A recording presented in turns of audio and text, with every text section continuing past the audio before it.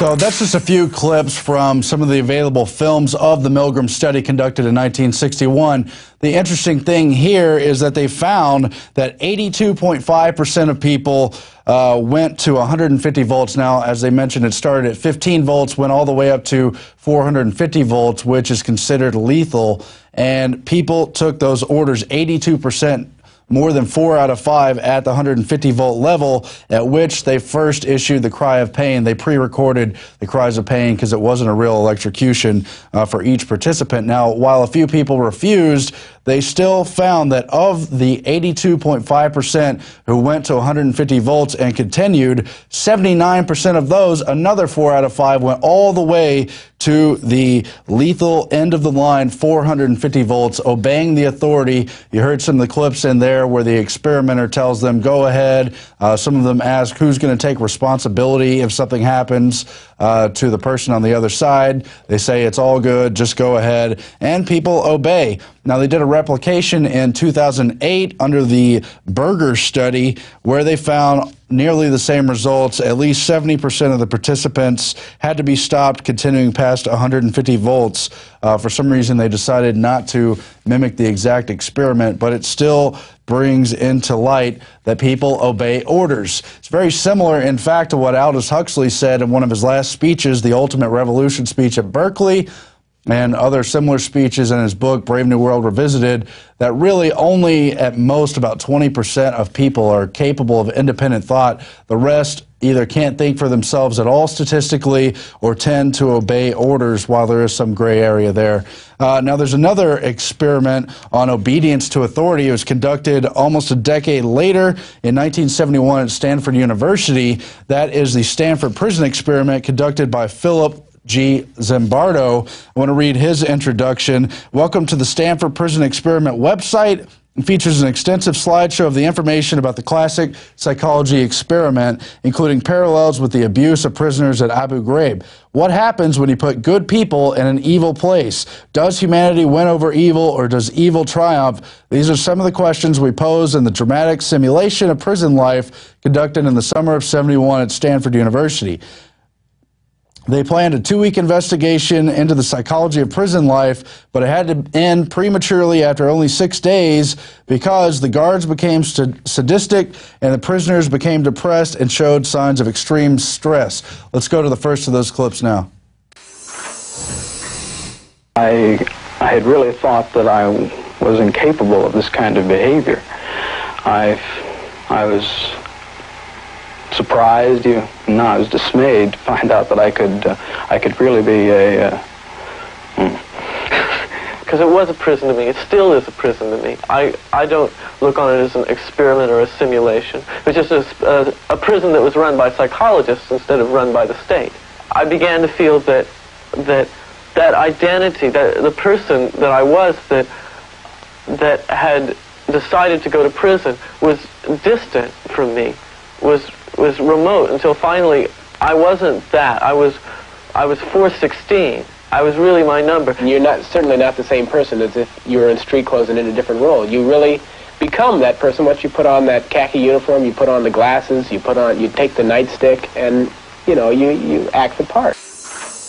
So there you have it from the documentary Quiet Rage, made with Philip Zimbardo and other participants of the experiment, and how just participating in those roles worked a long way to strip their actual identity, got them to participate in the authority that's taking place. Now let's go to the next clip. At dinner, prisoner 416 refused to eat his sausages left over from lunch. 416. It means something to me now. The number is a source of pride, like a name. It's important to me that I'm 416. Get in that traffic then. He was thrown into the hole and ordered to hold the sausages in his hands. The guards threatened to cancel Thursday's visiting hour for all prisoners if 416 did not eat his sausages. 416 refused again. The guards then channeled the frustration of the other prisoners by having them express their anger directly at 416, who was in the hole. Thank you, 416. Not one of the prisoners protested the harshness and cruelty of the count.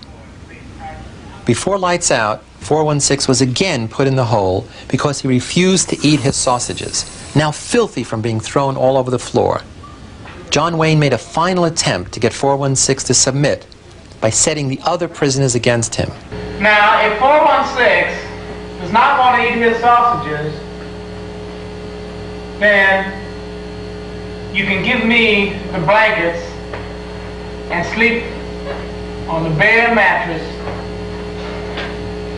or you can keep your blankets and 416 will stay in another day. Now, what will it be? I'll keep my blankets. What will it be over here? I'll keep my blankets.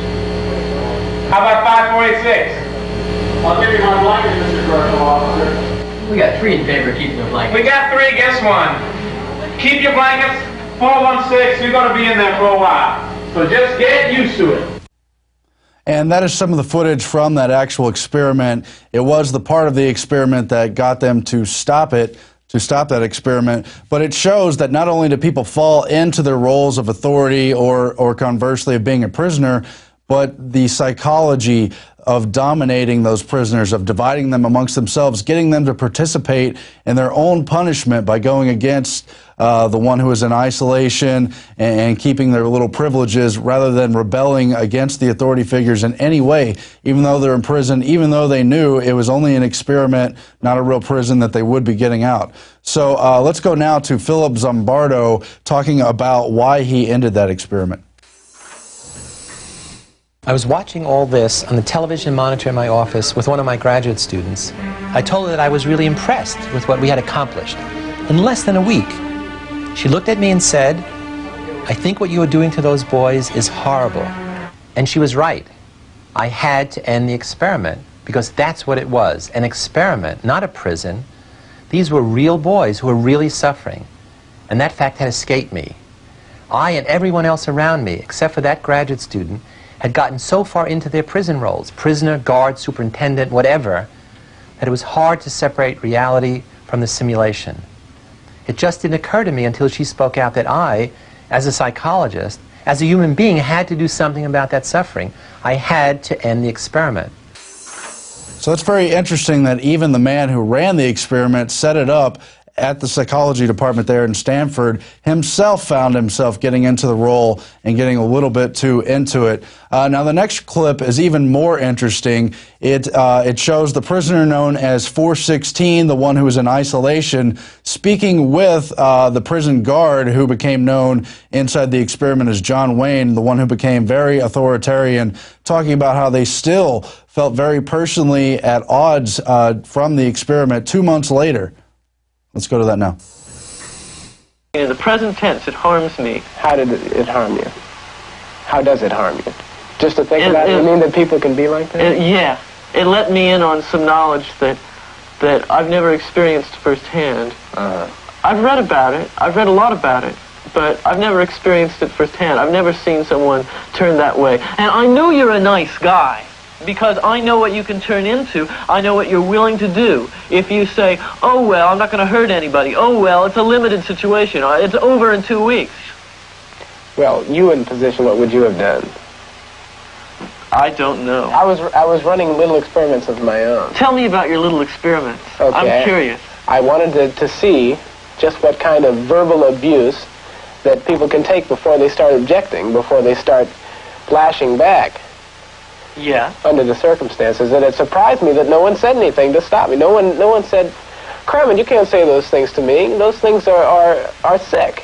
Nobody said that. They just accepted what I said. I said, you know, go tell that man to the face he's the scum of the earth, and they'd do it without question. They'd do push-ups without question. They'd sit in the hole. They'd abuse each other. And here they're supposed to have a little bit. They're supposed to be together as a unit in jail, but here they're abusing each other because I requested them to, and no one questioned my authority at all. So what's going on here is not only the issue of whether or not people obey authority when in a certain situation or context, but it really relates to the larger problem of an overall rise in state power and what they consider, if you study logical fallacy, to be a logical fallacy, which is appeal to authority. We've gone from 1776, when people like Thomas Jefferson tried to make the state seal motto resistance to tyrants is obedience to God, or the alternate version, rebellion to tyrants is obedience to God, to the period where people like Hitler quoted Romans 13 out of context to say that obeying authority is obeying God. Now, I want to bring up this right here, The Technological Society by Jacques Ellul. He's a French commentator, very similar to Sir Bertrand Russell, and he writes about this overall rise in power of technological technique, which falls to the state almost by default. The state has come to be dominant in many ways. He has a list here on page 253 inside the chapter on technique in the state. Industrial and commercial techniques of all orders, the state becomes increasingly the state boss to an ever greater degree. Insurance and banking techniques, including Social Security, family allotments, and nationalized banks. Organizational techniques, including the coordinating commissions among all services and inspection systems. Psychological techniques, including services of propaganda, vocational guidance, psychotechniques, artistic techniques, including radio, TV, and play, propaganda, scientific techniques, that speaks for itself, planning techniques, state planning, what's going to happen, biological techniques, all manner of eugenics, human stud forms, euthanasia, sociological techniques for the management of masses and the study of public opinion. So the rise of technology has coordinated with a rise in state power, and among the things you see in these kind of naked experiments of obeying authority, stuff that parallels what happened in the Holocaust, is a larger tendency to obey the state as a general authority for the masses to believe that they do have your best interest at heart. Somehow, I hope we can sound a warning by opening back up the chapter 1776 and keeping people from continuing to simply obey. Now, in other news, we have known for weeks, months, coming up on a year now in a few months, the disaster that was the Fukushima meltdown. Now Kurt Nemo is reporting that 14,000 U.S. dead in 14 weeks after the Fukushima meltdown. And this headline pertains to a study conducted in a medical journal, the International Journal of Health Services, which estimates that at least 14,000 people fell victim to the radiological fallout in the United States, to say nothing of what numbers may have happened in Japan. The authors write that the estimate of 14,000 excess U.S. deaths in the 14 weeks following Fukushima meltdowns is comparable to the 16,500 excess deaths in 17 weeks after the Chernobyl meltdown in 1986. Most of these deaths occurred among U.S. infants under age 1.